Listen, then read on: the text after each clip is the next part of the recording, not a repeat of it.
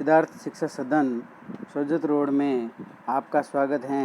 Class 9th विषय गणित अध्याय 12 की प्रश्नावली 12.1 का हम अध्ययन करेंगे, जिसके अंदर है हीरोन फॉर्मूला यानी हीरोन का सूत्र।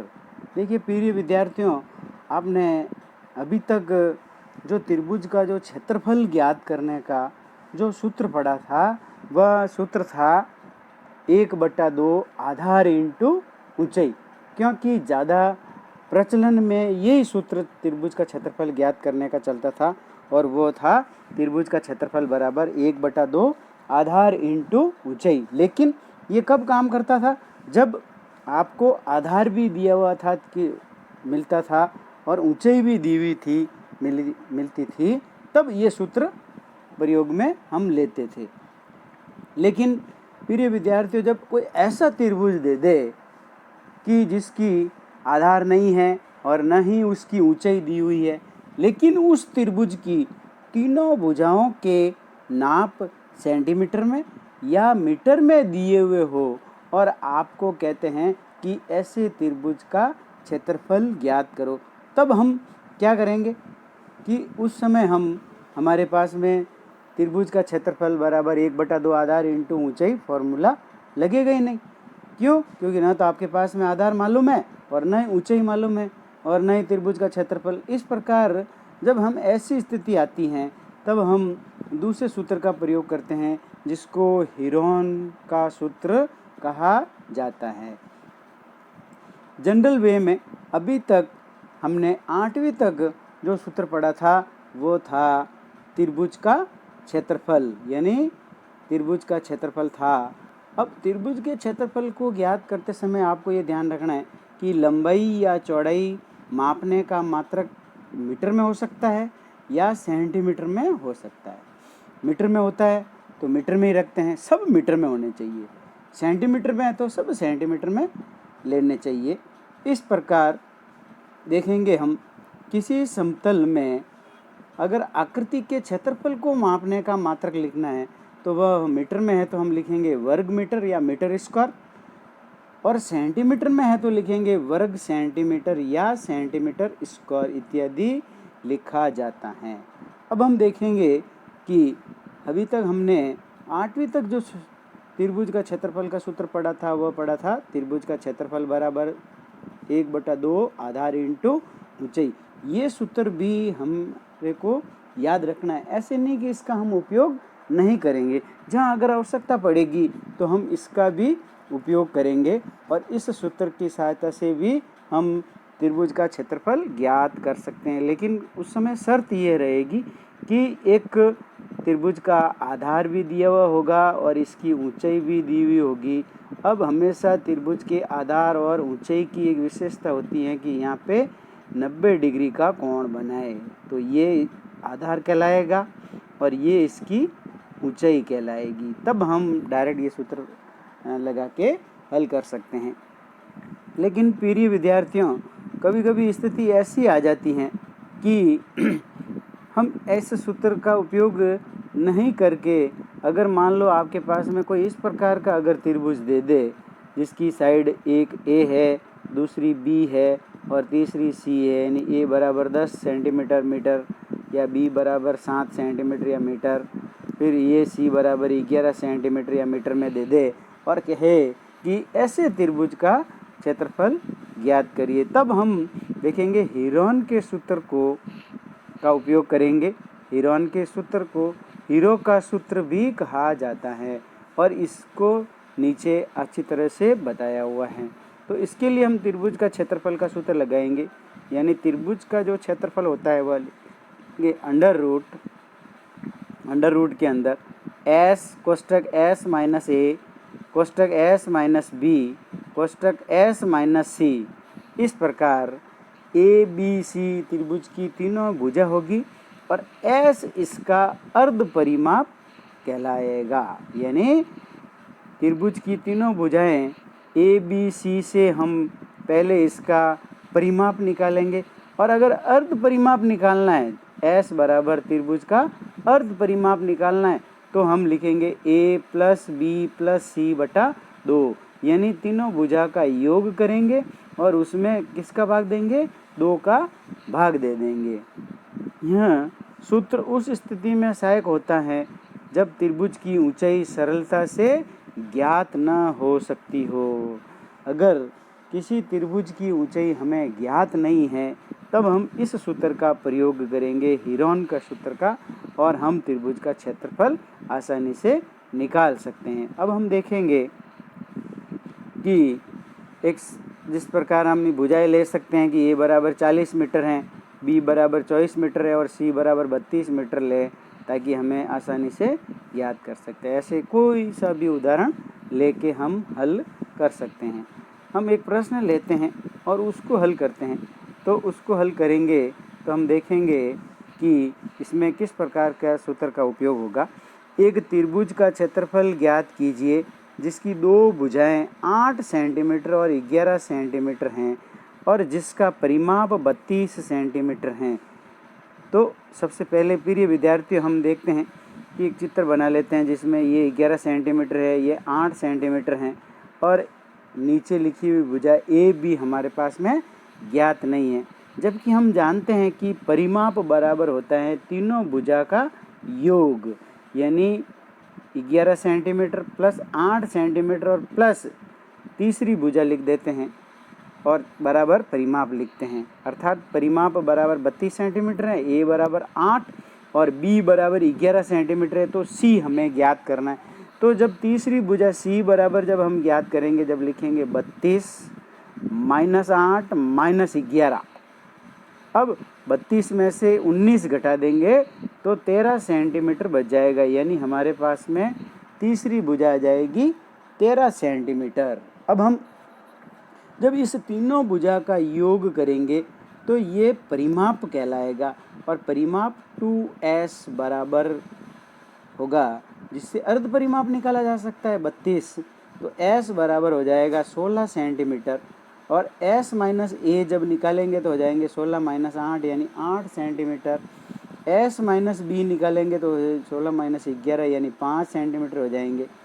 तीसरी भुजा निकालेंगे s माइनस सी यानी 16 माइनस 13 बराबर 3 सेंटीमीटर। इस प्रकार s माइनस ए भी निकल गया, s माइनस बी और s माइनस सी और s का मान, ये सभी मान हम हीरोन के सूत्र त्रिभुज के क्षेत्रफल में मान रखेंगे तो आ जाएगा अंडर रूट को s कोष्टक s माइनस ए कोष्टक s माइनस बी कोष्टक s माइनस सी। अब इस सूत्र के अंदर मान रखेंगे तो हमारे पास में मान प्राप्त हो जाएगा। s बराबर हम 16 लिख देंगे, s माइनस ए की जगह पे 8 लिख देंगे, s माइनस बी की जगह पे 5 लिख देंगे और s माइनस सी की जगह पे 3 लिख देंगे। अब हम इसको सबको गुणा करेंगे और गुणा करके इसका वर्गमूल निकालेंगे तो इसका मान प्राप्त हो सकता है। देखिए, हम ऐसे टुकड़े कर सकते हैं, जैसे 8 16 के टुकड़े कर दिए, 2 इंटू 8 और इंटू 8 ऐसे कैसे लिख दिया, इंटू 5 भी ऐसे कैसे लिख दिया और 3 भी ऐसे कैसे लिख दिया। अब देखेंगे कि 8 2 बार आया हुआ, इसीलिए एक 8 को बाहर लिख दिया, बाकी के जोड़े नहीं बन रहे हैं, इसीलिए 2 पंजे 10 और 3 30 यानी 8 अंडर रूट 30 सेंटीमीटर स्क्वायर हमारा त्रिभुज का क्षेत्रफल प्राप्त हो गया। इस प्रकार हम त्रिभुज का क्षेत्रफल आसानी से निकाल सकते हैं।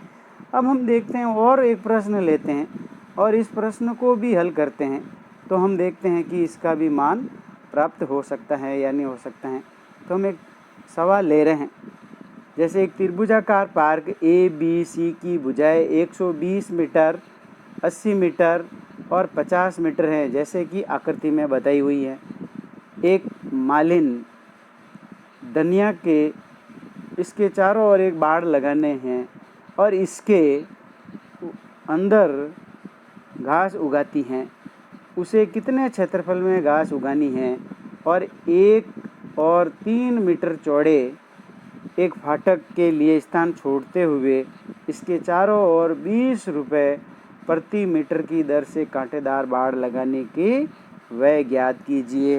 तो हम सबसे पहले चित्र अनुसार देख लेते हैं कि इस प्रकार ये एक त्रिभुजाकार आकृति है जिसके अंदर सबसे लंबी भुजा बी सी बराबर 120 मीटर हैं, ए सी बराबर 80 मीटर हैं और ए बी बराबर 50 मीटर हैं, जिसके यहाँ पे एक फाटक भी लगानी है जो कि 3 मीटर ऊंचाई की है और 120 मीटर की साइड पर है। अब हम ये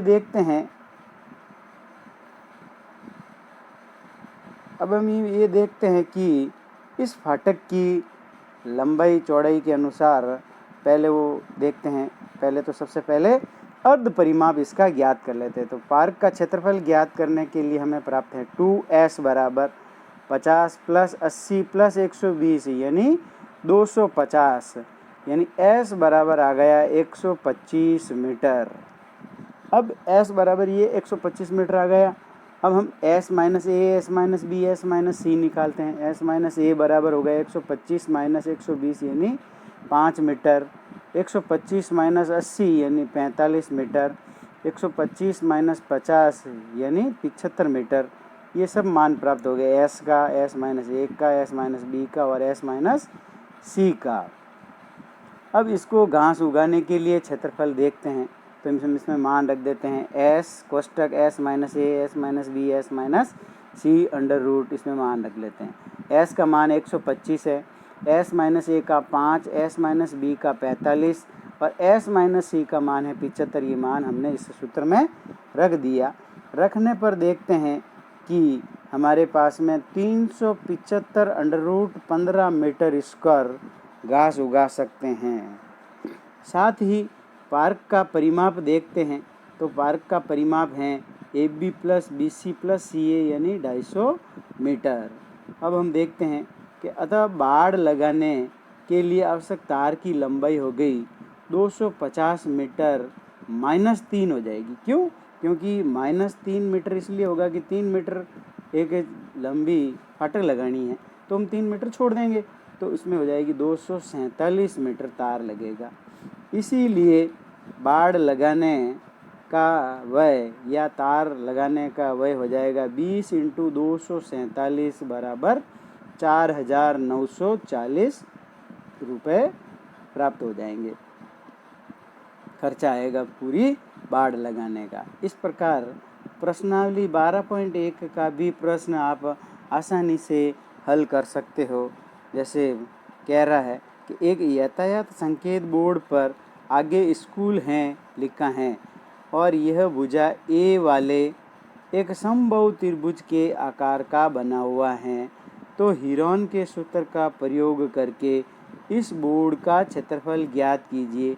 यदि संकेत बोर्ड का परिमाप 180 सेंटीमीटर है तो इसका क्षेत्रफल भी ज्ञात कीजिए। अब देखिए, हम देखते हैं कि इसका त्रिभुज समबाहु त्रिभुज का परिमाप दे रखा है, तो परिमाप दे रखा है तो हम भुजा को हम क्या मान लेते हैं, ए मान लेते हैं कि यहाँ भुजा ए यानी 3 बार है। तो अतः अर्ध परिमाप बराबर हो गया s बराबर a प्लस ए बटा 2 यानी 3a/2। अब हमारे पास में जो मान दिया हुआ है तो हीरोन के सूत्र का प्रयोग करते हैं। हीरोन के सूत्र के अनुसार क्षेत्रफल हो जाएगा इसका under root s minus A, s minus B, s minus C.